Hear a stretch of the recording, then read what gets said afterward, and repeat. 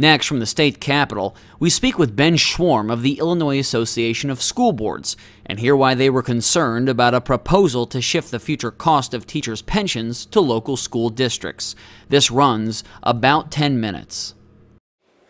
Ben Schwarm with the Illinois Association of School Boards. Thanks for joining us. As we gather at the Capitol the last week of session, things are moving quickly. One of the big issues we've been covering is the pension issue. And let's address, if we might, from the perspective of the Illinois School Board Association, what are your thoughts on the proposal to shift the cost of the teachers' pensions for those outside the city of Chicago to local school districts? What would that mean from your perspective? Well, certainly the most pressing matter of concern we have with the pension bill, as far as local school boards and local school districts go. We understand where they're coming from. We understand the need to try to address the pension issue.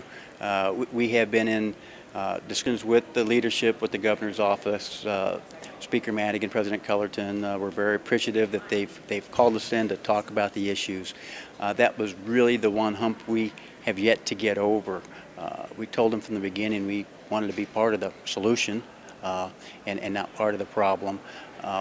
And we were making some progress looking at some type of cost shift. But generally the way it's set up right now, it is an open-ended shift from the state liability over to the local school district. There is no end in sight to where this might go, and that's the concerning issue for our members. It is graduated. It's a gradual increase over 1% at a time. We're certainly thankful for that, for slowing it down, but we never know where it ends. Let me ask a couple specific questions. So number one, would the schools be on the hook for the pensions going forward, or would they also have to pick up any of the legacy costs that have been accrued to this time? It's our understanding that the intent of the legislation is for the local school district to only pick up the normal costs. That would not include the legacy cost or those liabilities that have accrued over time because of the state not making the required payments. Those debts would still be on the state's books. Generally, the school district would be responsible for their current employees and those normal costs of their employees' pensions in the future. Now, who would set the benefits for the teachers going forward? Would it still be the school boards, or would it be the state? Well, that's part of the misconceptions that's out there. School boards have never set pension enhancements, pension benefits. Only the state legislature can do that. The teachers, the TRS board can do that. School boards set salaries. They pay their employees. Certainly the amount of their salaries will have something to do with the calculation of the pensions. The actual benefits are only set by the state, specifically the state legislature, and even in this legislation where now the board would be responsible for the cost, it would still be the state that sets the benefits. And as the cost of the pensions, would that be gradually increased to the local school districts, or would you have to pick up 100% of it going forward? It would be gradual, and again, we are appreciative of that provision.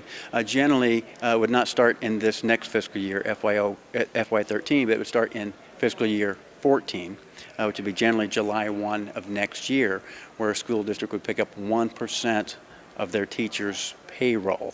That would be a new contribution that they'd have to pay directly to TRS. And then each subsequent year, that would increase by another %. So it would be 1% of the time. Now, the schools are not sitting around saying, we have all this money to burn. So actually, they're saying the opposite. We're making cuts. Where would that money come from? And what are you hearing from your members? What are they telling you? Are they saying they're going to have to cut out sports programs? What would be the ramifications of the schools picking up this cost? You're absolutely right. And if this was the first time schools were asked to make these cuts, it would even be a situation at that time. The fact is, schools, K-12 schools, have been cut in their state budget by $650 million since FY09. For this next fiscal year, they're looking at another cut of $260 million. We're approaching $1 billion in cuts that they have already made. So a lot of times they've already made those cuts in sports programs and extracurriculars, in maybe reducing library aids, those types of things, trying to keep all of those cuts out of the classroom. adding one more thing right now to their list of things they have to pay for, even if it is just 1%. We are hearing from our members right now that there are going to be cuts. They're going to be cutting teacher staff. They're going to be cutting teacher salaries. And bottom line, our members don't think that's the best thing for education. And then if you don't control the ongoing cost of the pensions, so your costs are going up in that regard, you can't. Are you going to be limited in increasing the property taxes, or will the homeowners see a huge spike in their property taxes? There's no provision in the bill that will allow for any property tax levy to pay for this new pension cost. So there'll be no new levy. Certainly any time that there are costs that a school district has to cover, you do that by using the state aid you get from the state of Illinois and supplemented then by your local property taxes. I know our members are very hesitant to do that. They understand the economy, they understand their taxpayers and their communities. Nobody wants to raise those taxes. I'm pretty sure that that won't be the first thing that any school board does. But in the long haul, again, that's kind of the problem. You look at that first % that comes in, maybe you can do it by cuts and adjustments to your budget. But when you compound that by 1% per year, you go into the out years, I think it'd be pretty likely that local property taxes would be affected. And it's hard to say. If I said what would it cost that 1%, I guess it's hard to say because every school district is going to have a different cost factor depending upon how many teachers they have, how long those teachers have been in the workforce. So it's really hard to put a dollar figure on that. But if you don't have any wiggle room to begin with, every additional cost is going to be something that ultimately is going to have to come out of the classroom, it sounds like. Absolutely. And we don't know the entire cost. When the first provisions were seen a few months ago on this proposal, generally they were looking at over 7% of a payroll, and then they were saying that was around $700 million.